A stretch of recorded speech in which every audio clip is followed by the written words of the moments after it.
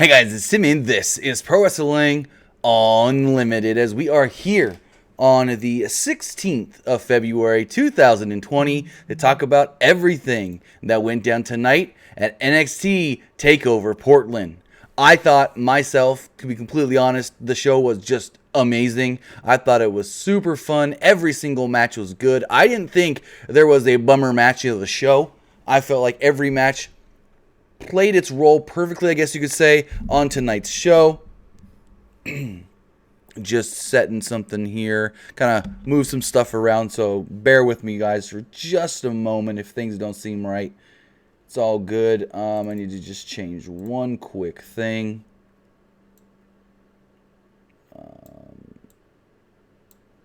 Alright, we should be good there. Let me just move this really fast. All right, cool. I think we're good to go now. So, like I said, tonight's show was really, really good. I really enjoyed everything that went on with the show. Like I said, I didn't think there was a stinker of the bunch. I didn't think there was a bad match at all tonight. I just really felt that this was a all-around great show, and from what we had heard, from different sources online and whatnot, different people reporting, that everybody had the mentality of treating this like a WrestleMania weekend show, because it was a NXT only event. It was just NXT people. It was not we're accompanying the main roster type of thing. And I think that really, really, really showed here tonight. Give me 1 second. My live chat is frozen. Let me refresh that so we can see who's here with us. We've got Jack Dawson, John Elite 45, Glenn Hunt, Easy. I hope I said that right. Easy 20, Derek Bocek, Star Jordan, Kristen McNutt, George John Cox, Nelson, Sinclair Saturday, Wayne Montgomery, and so many more of you. I want to thank everybody who is joining me here live on YouTube, youtube.com/PWUnlimited. If you guys want to give me your thoughts on tonight's NXT TakeOver Portland, you can do so by texting into 510-906-1341. Again, that number is in the live stream. It is 510-906-1341. Well, it should be in the live chat. I don't know why it's not popping up. Let me just see here. It's all good. 510. There it goes. For some reason, it's very delayed getting into the live chat from when I type it in, but it's all good. We're here to talk about TakeOver, and they could not have started with a better match. Before that match even happened, we had a live performance from a recording artist, Poppy, and I'm not really hip with this kind of music. I only really listen to country music, so I'm not sure who Poppy is. I think we saw her at a previous TakeOver, but that's really my only knowledge of her. Before we get going, I do want to say thank you to Y Society for the super chat donation. He says, who do you see beating Cole for the title? Where's Nick? Well, Nick's actually not even home yet from work, and I don't know who can beat Cole for the title. That's a tough one, because we've seen Finn Balor try, fail. We've seen Ciampa now try, fail. You would say, well, what about Keith Lee? He's got the North American title now. Excuse me, I don't know what's going on. I got the hiccups and stuff. Anyways, you would think Keith Lee, but he's got the North American title now, so that's not going to work. You can't go Johnny Gargano. He just turned heel tonight, so it's very, very interesting to see who they move up and who faces the only thing I can think. And I don't think he would get the belt. The only thing I can think. Velveteen Dream, that next challenger, he beats Roderick Strong and then challenges Cole for the title. That's the only thing I can think of. But I don't think I don't think Velveteen Dream wins the belt, to be completely honest. We also have a super chat donation from Luke Pedke, basically asking the same thing. Who will face Adam Cole at the next TakeOver? The next TakeOver is NXT TakeOver Tampa Bay. I don't know why I was trying to say Toronto. NXT TakeOver Tampa Bay. Tampa, whatever you want to call it. They also did announce, I'll jump forward here. Let me see if I have the date written down. they officially announced... Oh, man, I'm not going to be able to find it now, am I? They announced the next UK TakeOver. I believe it's in Dublin. I know it's in April. Give me 1 second. I'll get you guys the correct date. But let's see. NXT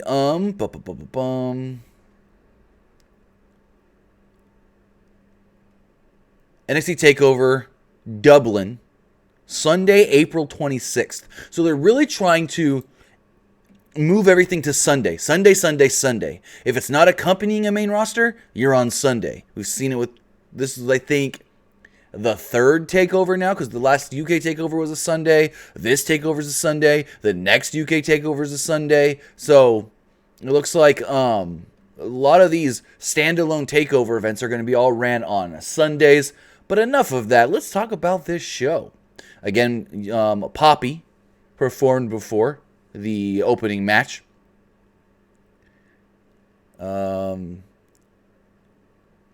Why is my notes incorrect here? Here we go. So the opening match was just, like I said, I don't think you could have had a better match to open this show and get this crowd going. It was a North American title match. Keith Lee defending against Dominik Dijakovic. Before we get into that, Y Society with another super chat donation. He said they see Balor versus Dream at TakeOver. Winner faces Cole at WrestleMania. They can't do that. Cole cannot not, if no, I don't want to double negative here. Cole has to defend a TakeOver. If Rhea Ripley is defending the NXT Women's Championship at WrestleMania, then I assume, and this is just assuming, she's not defending a TakeOver. You can't have both your main championships not defended at TakeOver. That would just lead to people either not wanting to go to TakeOver or people not wanting to, what's the word I'm looking for? Want to watch on television, on the network. They'll say, why the hell do I want to watch this? You don't even have a main championship match for the men or the women. So, I don't know. Luke Pedke says, when do you think Finn Balor will go back to the main roster? Thank you for the super chat donation. I heard possibly in the summer, but it's not set in stone. I heard that there is a chance he comes back to Raw or SmackDown in the summer, and this is just like a 1 year-ish kind of thing for Finn Balor. Testing out, if we move guys down there, how well they help NXT. But let's talk about this damn Keith Lee Dijakovic match, because I loved this match. Dijakovic wore his hoodie sweatshirt down to the ring with a tribute to Kobe and Gigi Bryant, or Gianna Bryant. Nigel McGuinness got in a reference to legendary Portland promoter Don Owens, saying that he would have loved this match. The crowd seemed very hot from the start. They marveled at the spots early on as the big guys just, basically they were like two bulls smashing horns. Lee did a nice Hurricane Rana off of a pop-up powerbomb attempt. And then they ran through a series of spots that popped them even more. Dijakovic went for a dive, but Keith Lee caught him and attempted a powerbomb. Dijakovic escaped, and moments later, he suplexed Lee on the apron. I guess you can say he got all of this, but he very gingerly, I guess you can say, floated Keith Lee over. So Keith Lee, barely kind of hit the side of the ring. Lee went on to sell this as Dijakovic worked him over in the ring as we threw him back in. Lee powered out of an attempted suplex. He struck down Dijakovic and got a 2 count off a released German suplex. Dijakovic fought back with a cyclone kick and a corkscrew moonsault. They continued to trade strikes in a fighting spirit way, I guess you can say. They threw a ton of lariats at each other.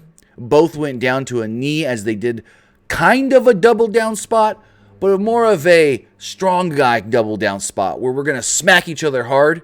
We're going to sell it a little, but we're not going to fully knock each other on our asses.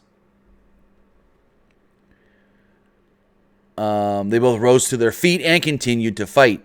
Dijakovic and Lee. Well, first, Lee was on the apron. Dijakovic was in the ring. Lee then gets smacked face first into the top turnbuckle. He then climbs up a little bit. Dijakovic climbs up to the middle rope, puts Lee on his shoulders, and hits him with an amazing Avalanche Death Valley driver. Crowd came unglued at this point. Lee with a pounce sent Dijakovic flying in a corner, which turned the tides here. They were brawling near the announce desk. A crowd was chanting, "We want tables," when Lee shushed them. The arena went silent, and it was kind of funny the way he shushed them, and they were like, "Oh man, Keith Lee's the guy. We got to do what he says. He said be quiet. Let's get quiet." I loved that, because they like literally they're like, "We want tables." He goes, "Shh," and they're just like, I loved it. Excuse me. Lee then chopped Dijakovic, and you can hear that thing echo throughout the building. Dijakovic with a super kick sent Lee into a seated announce chair. Dijakovic then jumped in the ring and did a springboard swanton bomb off the ropes to Lee in the chair. Dijakovic then looked to finish Lee, but Lee would fight back. Lee took a chokeslam and got up. Dijakovic twice took the spirit bomb, but kicked out both times. Dijakovic with a Spanish fly off the top for a close near fall. He went for his finisher, but wasn't to be. Lee then executed his finisher, another spirit bomb. He then hit a fireman's carry into a jackhammer. They now call this the Big Bang Catastrophe. He hits it. He pins him. Great match here. Not sure if this was the blow-off to the feud because of the way the match ended. As far as afterwards, they hugged. Keith Lee kind of, I guess you could say, what's the word I'm looking for? I don't even know how to explain it. Oh, man. Keith Lee embraced Dijakovic. He put him up on the turnbuckle. He posed with his belt in the middle of the ring, but also, like I said, embraced Dominik Dijakovic posing and celebrating himself. I don't know why you would celebrate a loss, but whatever. Why Society with another super chat donation. If it would let me read it. Give me 1 second. It's for some reason not showing me. He says, none of the titles were defended at the last War Games. True, but they had 2 War Games matches. They're not going to have something or 2 things as big as War Games on NXT TakeOver Tampa. Plus, you had both the Women's Champion in one War Games match, the Men's Champion in the other War Games match. If Adam Cole is not defending his title at TakeOver and would defend it at Mania, why would he be on the TakeOver card? Just saying. Like with Rhea Ripley. Why would she be on the TakeOver card if she's not defending her belt? So that's why I'm saying Adam Cole needs to defend his title at TakeOver, because you've already got Rhea Ripley not defending her title most likely. So you can't have both not going at it. You know what I mean? You can't have both not there. So going forward, we had a street fight that I thought was really fun. The end was kind of weird. Didn't really make too much sense to me. I guess sometimes you got to do things that don't make sense in a way to get them over. But this one was just too out of left field and too out of... This wasn't even teased. But I thought these two, Dakota Kai and Tegan Nox, worked very hard to try and put on the best match they possibly could. So Kai, in a sneak attack, jumped Nox during her entrance. They brawled to the ring, and then weapons came into play very early from underneath the ring. Trash cans, trash can lids, tables, chairs, a cricket bat, and I'm pretty sure there was more. So they took some crazy bumps in this match. Kai took a German suplex onto a trash can that looked very nasty. Nox did a chokeslam off the top rope in honor of her favorite wrestler, Kane. And then she did a Molly go-round in honor of Molly Holly. Kai fired up on Nox at one point, and she kicked the chair into Tegan Nox's face. Basically, Tegan Nox grabs the chair, and she's holding it like this. And she takes a super kick and just whacks herself right in the face. I'm like, unprotected chair shot there. Not terribly awful as most unprotected chair shots, but still. Kai then duct taped Nox's arm to the ring post at one time and measured her with several kicks. Nox blocked one of them and then targeted the knee brace of Kai. She hit her in the leg and worked over that, and Dakota Kai was kind of like on the defense for a while here on out. Nox then would grab a chain from under the ring and use it on the knee of Dakota Kai.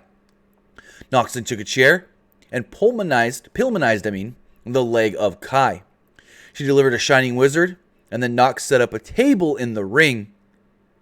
But then this is where things got weird. So Nox laid Kai on the table and put the chair around her neck. She teased jumping off the top, and suddenly, I guess they've changed her name. Let me know in the comments or the chat if this is a new thing or not. Reina Gonzalez appeared, but they called her Raquel Gonzalez. I've always thought she was Reina Gonzalez, but they, like I said, they called her Raquel Gonzalez. That's new to me. Let me know if that's new to everybody else too, or if maybe she's been going by that name on the house show loop, but I haven't heard that. So she jumps up, she just randomly, almost like a kind of what's it called? Magic show trick where it's just all of a sudden, she's not there, she's there. Where'd she come from?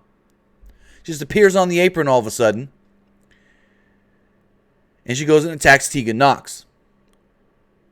And then I thought Tegan Nox was knocked the fuck out. So Dakota Kai gets off the table, and Dakota Kai looks shocked that Gonzalez is here to help her. Gonzalez then is on the top turnbuckle with Tegan Nox, and she basically goes to throw Tegan Nox off the top through the table. They miss.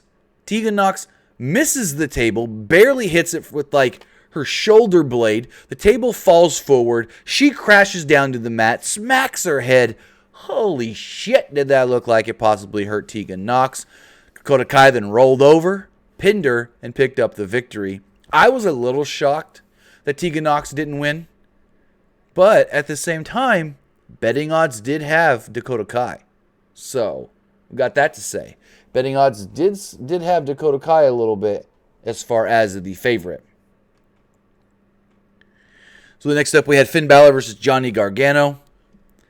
They basically played this up as the two greatest wrestlers to ever grace NXT, or the two greatest NXT champions of all time. They touted all the TakeOver records that Johnny Gargano has, most TakeOver matches of any wrestler, most TakeOver main events of any wrestler. And then they said, well, tonight, Will, it's not about numbers and records. It's all about getting revenge. So the crowd was electric from the start of this match. They grappled in the early moments, doing some great exchanges as Balor healed and taunted Gargano. Balor displayed a great mean streak in most of this match. Balor began to work over Gargano as he shined up for a comeback while Gargano speared Balor off the apron. Later on, Gargano would take a sling blade on the floor. Balor soon cut off Gargano and grounded him yet again. Gargano got trapped on the top rope where Balor executed a dragon screw. Balor then targeted the leg of Johnny Gargano. As Balor continued to work the leg and knee, Gargano created some distance at one point for a huge high spot and a small package. Balor then went back to work on the knee or the leg. That was the thing. He knows that Gargano is quick, that Gargano can jump around that ring, so he tried grounding him, working over the leg, making sure he didn't have that forward momentum that we know Johnny Gargano to have. He had him in a leg lock at one point. Gargano fought back with a step-up enziguri, a roundhouse kick, and a lariat. Gargano went for a tope through the ropes, but Balor caught him. Balor teased a 1916 on the floor, which is what previously put him out of commission, Gargano that is, and Gargano with a somersault senton reversed it off the apron. Well, actually, Gargano reversed it, then jumped on the apron with a senton. Gargano sent Balor into the ring steps. Gargano with a slingshot spear as he began his comeback, but all too well, Balor cut him off. They then traded big moves down to the stretch of the end of this match. There was a double down after a DDT. They were trading strikes when both hit the same high kick. Gargano then avoided a double stomp and delivered a slingshot DDT for a near fall. There was a standoff before they launched into the closing moments of this match. Gargano was measuring Balor for a super kick, but Balor hit him with a sling blade instead. He then got super kicked by Gargano, but then he comes back with another sling blade. Balor then went for his double foot stomp, but Gargano rolled away and then went for his submission finisher. Balor escaped it though. Gargano applied it a second time, and Balor got to the ropes. In a callback to a brawl they had a few months ago, Gargano measured Balor with a pistol drop kick, or a woo drop kick, whatever you want to call it, into the barricade. Balor gave Gargano a gourd buster on the announce desk. Balor then ran down the announce desk to give Gargano a shotgun drop kick to the floor. Balor with a coup de grace, then delivered the 1916 before pinning Gargano clean right in the middle of the ring. And you're like, whoo, clean victory. His first match in like over 4 or 5 months. Great match. But it's just like, you're going to do Gargano like that? But then we see what to come later. So, hey, it honestly, I guess didn't hurt Gargano that much, since for the first time ever, Gargano is not Gargano anymore. I'm very interested, and I'll get to this later, where this is all going to lead to as far as what we saw at the end of the show. So Kathy Kelly was backstage interviewing the Undisputed Era when Roderick Strong cut an very impressive promo, and then Adam Cole told Kelly to leave. Well, she is leaving. Tonight was her final night in WWE. So we have the NXT Women's Championship on the line with Rhea Ripley defending against Bianca Belair. And yes, the graphic on the screen did say NXT Women's Champion. So I guess that's not a thing anymore.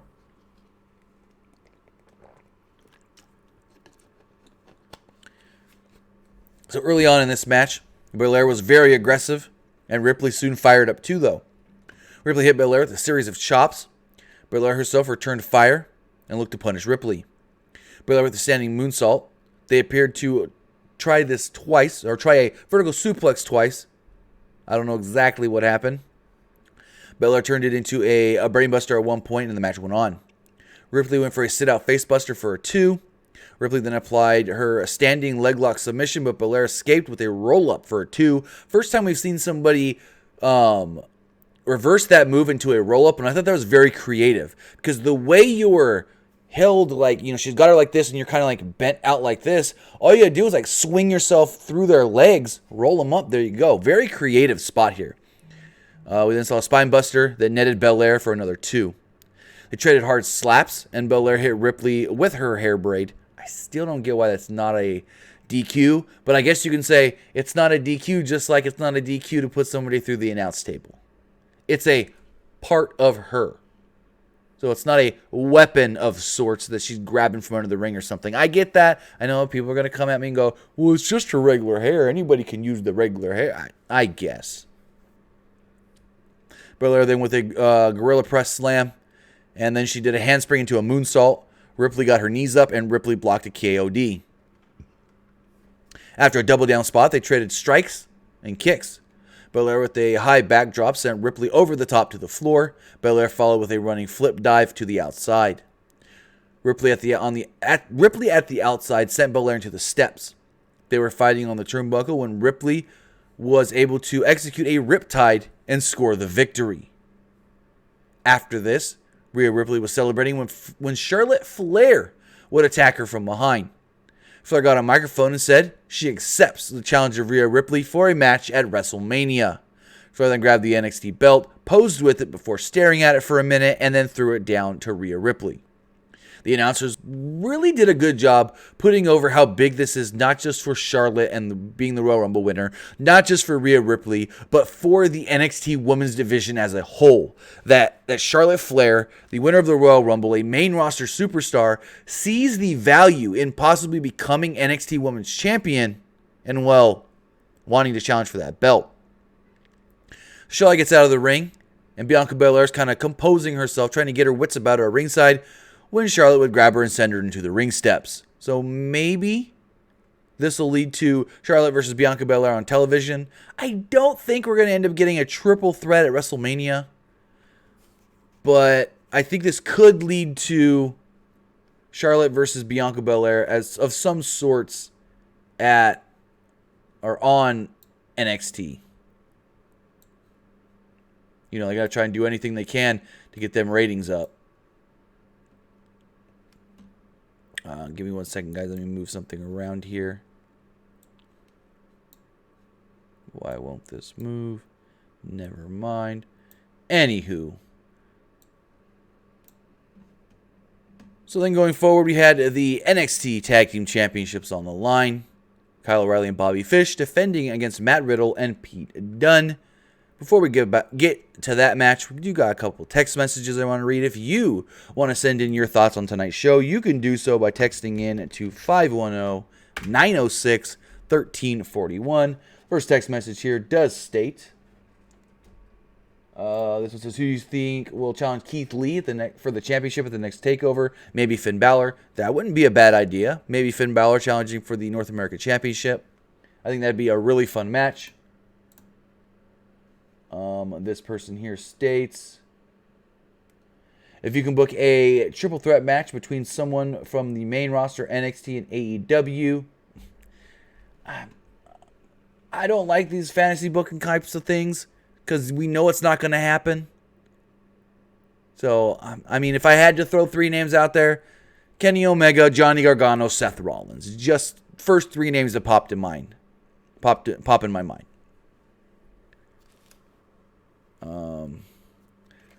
Kristen McNutt in the live chat says, Tim, what are your thoughts on Sasha Banks filming for The Mandalorian? I just hope it's better than season 1. I'm going to say that right now. High School Musical, the series, whatever it's called, phenomenal show, was better than The Mandalorian. I'm a huge Star Wars fan, not a High School Musical fan. I mean, I am now because that show really turned me on to it. But I thought High School Musical, the series, was better than season 1 of The Mandalorian. And at the moment, I'm more excited for season 2 of High School Musical because they're doing Beauty and the Beast than I am for season 2 of the frickin' Mandalorian. Just saying. So to me, I don't care who's in the show. I just hope it gets frickin' better because I was a little disappointed with how much filler season 1 was filled with. But another conversation for another time. What if the WWE stars will be introduced in the Sonic? What? Why would WWE wrestlers be in a Sonic sequel? Okay. Anyways, back to the tag title match. Broserweights came out in the Broserweight mobile, their golf cart, their Polaris, whatever it is. And they were wearing shirts that said, how much fish could Bobby Fish fry if Bobby Fish could fry fish? So, Pete Dunne and Adam Cole are in their little thing, and they stand up, and they're acknowledging their t-shirts. And so, not Adam Cole, Pete Dunne and Matt Riddle. Wow, I'm an idiot.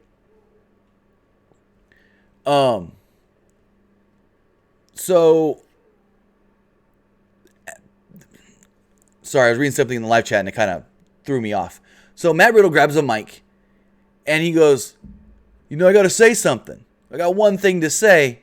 How much fish could Bobby fry fish if Bobby Fish could fry fish? And he did it like 3 or 4 times. And then all of a sudden we got sing-along mode because it started on the screen, on the Titantron. He just kept going and going. And then the crowd tries to do it and they're not in sync. So he's like, hold on, stop for a second, stop. And so he gets the crowd and he's like, do it with me, everybody now. How much fish could Bobby fry fish if Bobby Fish could fry fish? And I'm like, okay, enough of this. Get to the match. Because it was funny the first time he did it a few weeks ago. It was funny doing it once or twice tonight, but then it just came too much. And Kyle O'Reilly and Bobby Fish thought it was too much too as they jumped him up on the ramp.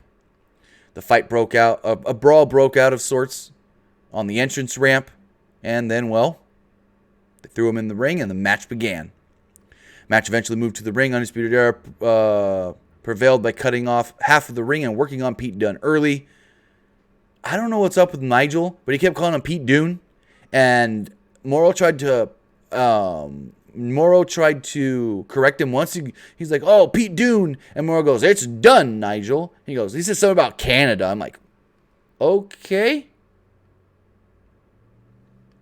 Anyways, finally, Pete Dunne gets to his side of the ring, tags in Riddle, and Riddle cleans house with a nice hot tag. He ran wild on the Undisputed Era. Dunne and Riddle both climbed the turnbuckles. Dunne with a moonsault to the floor. Riddle with the floating bro in the ring. O'Reilly and Riddle with some fantastic series and exchanges here. Both fell in a leaping heap. Fish tagged in and chopped blocked the knee of Riddle. Undisputed Era with a double down. Double team move, I mean. But Riddle was able to crawl over and tag in Pete Dunne.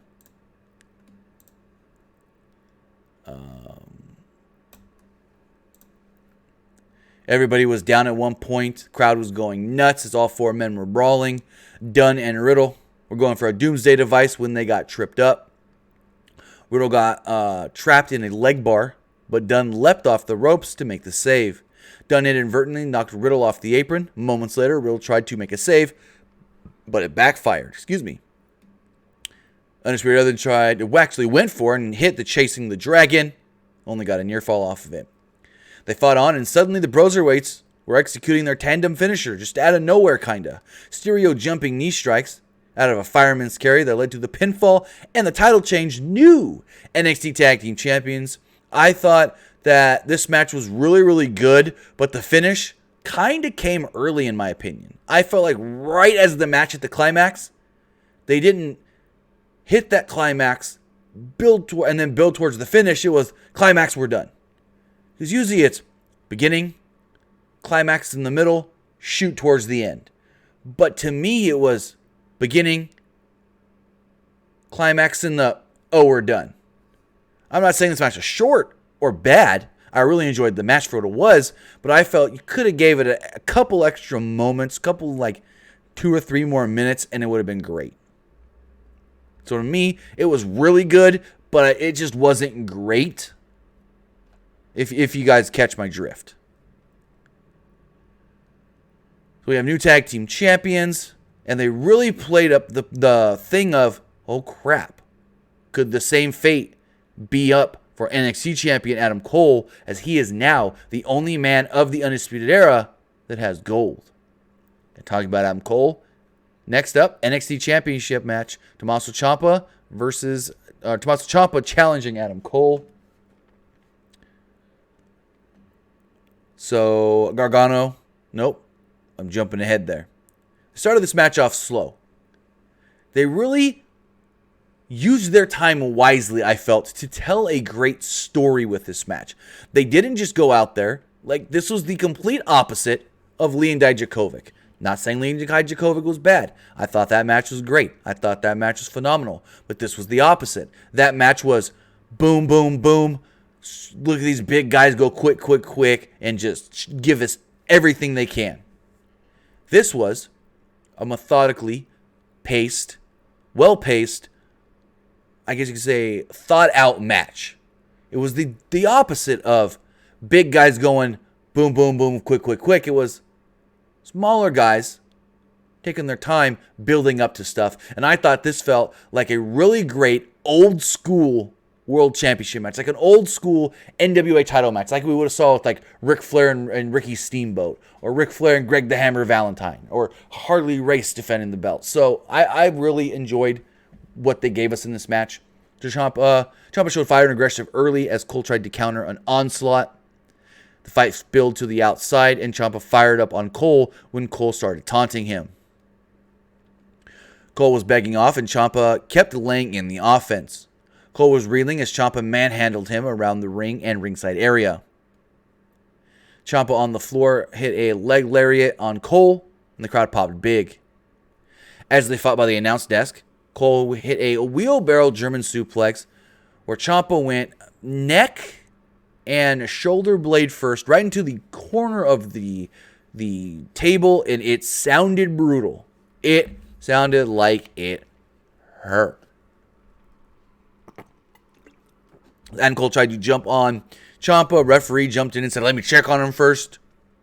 I don't know if that was a selling the spot kind of thing, or if it was a, ooh, ref thinks he might be actually hurt, let me check on him kind of deal. Not sure. At one point, Ciampa got Cole with a lung blower and a near fall off of it. Cole went back to work on Ciampa. Ciampa countered and fought out of a Panama Sunrise. Ciampa exploded with a series of lariats and a German suplex at one point. He then put him in. Ciampa then hit him with a torture rack bomb for a near fall. Cole cut off Ciampa to deliver the Ushigoroshi. Ciampa then hit an avalanche air raid crash for a near fall. This was the only thing in the match I didn't like, and here's why. So they're fighting on the top rope, and Adam Cole looks like he's about to go for the Panama Sunrise off the top when he jumps up and over, and then Ciampa pauses and grabs him and holds him. Then they're fighting here for a good minute or two, or at least it felt. It felt like they were setting up this air raid crash spot just way too long, and it was like they were wriggling and jiggling and wiggling and biggling, whatever you want to call it. I just felt like it took a little too long of them up on the top rope to set this up, but in the end, it looked cool. I mean, it was a nod back to the War Games match where they did this off the top of the fucking cell, or the cage, whatever you want to call it. Ciampa then powerbombed Cole on the announce desk, and, well, he then did it again. Table broke on the second attempt. Cole finally got to his feet and threw a super kick, but he ate a lariat instead. Cole took Project Ciampa and somehow kicked out. They traded strikes in the center of the ring, and Ciampa took some kicks that sent him out of the ring. Cole, for the first time in NXT history, as Mauro did tell us, which I wasn't aware that this was the first time this ever happened, Adam Cole hit his first ever tope in NXT. Yeah, he dove through the ropes, and Ciampa, well, caught him with a lifting knee. And I love how Ciampa catches him. Mauro says, "This is the first time we've ever seen Adam Cole do that in NXT." And I think it was Mauro says that, and I think it was Nigel that goes, "Yeah, it didn't really work out, so we may never do it again." Seconds later, Cole got his bearings and hit Yushi-Giroshi. Cole then hit a last shot, but Ciampa rolled out of the ring. They then teased a Canadian Destroyer on the apron, but Ciampa instead gave Cole an air raid crash on the apron. Not to be outdone, Cole jumped off a table for a Panama Sunrise on the floor.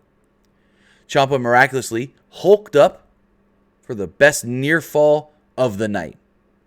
They traded crossface attempts until Ciampa had it locked in deep, very deep. Cole did crawl to the bottom rope and forced the break. This is when Roderick Strong would then come out. Roderick Strong would distract the referee, and Ciampa was pulled out of the ring by Fish and O'Reilly. Fish and O'Reilly attacked him briefly, threw him back into the ring. Cole went for the cover. The Undisputed Era looked on, thinking they had this thing won, but no. Ciampa kicked out, and they went just nuts, and Ciampa ran wild. He flew through the ropes with a dive. Cole cut him off, though, and Ciampa kicked out again after another big move attempt. O'Reilly threw the title into the ring. They bumped the referee, and he went flying out of the ring. Ciampa then hit a J-Driller, but there's no ref to count when Johnny Gargano would come down to ringside. So, Adam Cole's down. Gargano's at ringside, seemingly cheering on his old buddy. Then, Ciampa realizes, the belt's in the ring. Should I or should I not use it? And as he goes to pick up Goldie, well, Johnny Gargano snatches it away. Johnny Gargano then would hit Tommaso Ciampa with the belt because Ciampa was confused as to why Gargano grabbed it from him. So he leaned through the ropes, the bottom and middle rope, to say, "Hey, what are you doing, Johnny Gargano?" And then seemingly take a belt shot to the head. Cole covered Ciampa for a pin.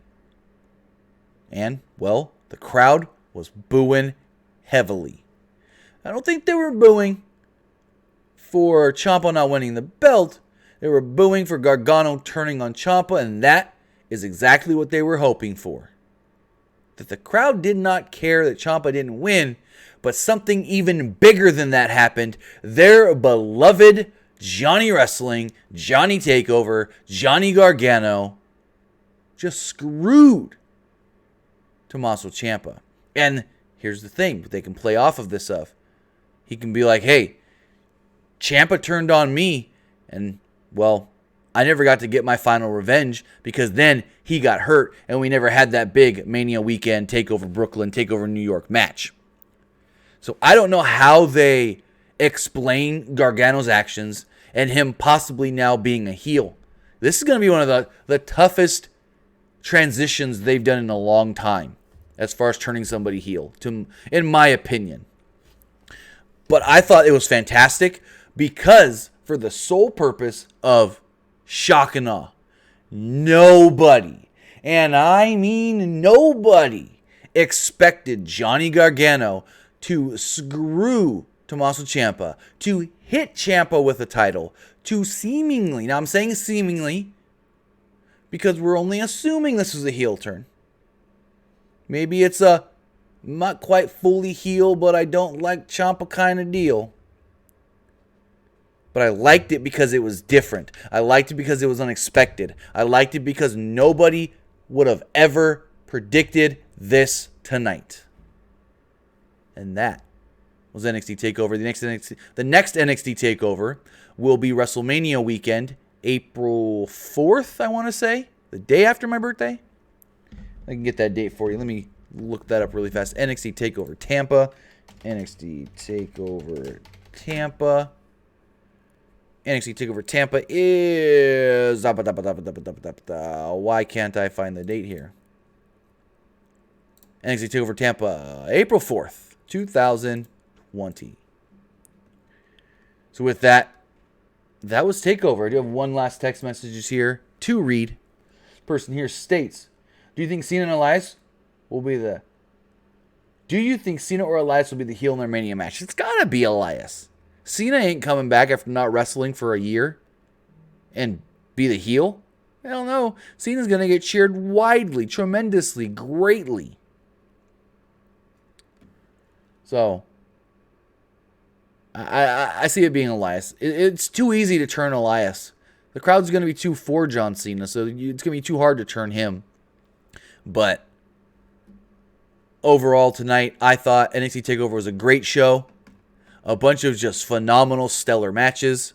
And now we move on to see where they go with Ciampa and Gargano. And I hope this is something that draws a lot of interest. And I think that's what they're thinking too, is you end the show with this big shock and awe. Could something that big pique the interest enough to help them in the ratings this Wednesday? But with that, I want to say thank you guys for joining me here tonight to talk about NXT TakeOver Portland, from Portland, Oregon. I also want to thank everybody who joined me later right here on YouTube and listened on podcast services all around the world like iTunes, Stitcher, Spotify, Google Play, iHeartRadio, and so much more. We will be live tomorrow night following Monday Night Raw. Not sure if I'm gonna have a live wrestling wrap up in the morning because my kids are off of school because it's President's Day. So I might be able to go live in the morning. Not 100% sure, but we will let you guys know if we are going to be live in the morning. If we are, that will be at around 10 p.m. Pacific time, or 10 a.m. Pacific time, I mean. So just keep it locked on the social media channels, Instagram. Follow us there. I'm going to try and start posting a little more on Instagram. Just search Pro Wrestling Unlimited. On Facebook, facebook.com/Pro Wrestling ULTD. And on Twitter at PWUnlimited. And always keep it locked on our community tab here on YouTube, as we will always post stuff there as well. So thank you guys. Have a great night. And we'll see you tomorrow, at least after Raw, if not maybe early in the morning. Good night, guys.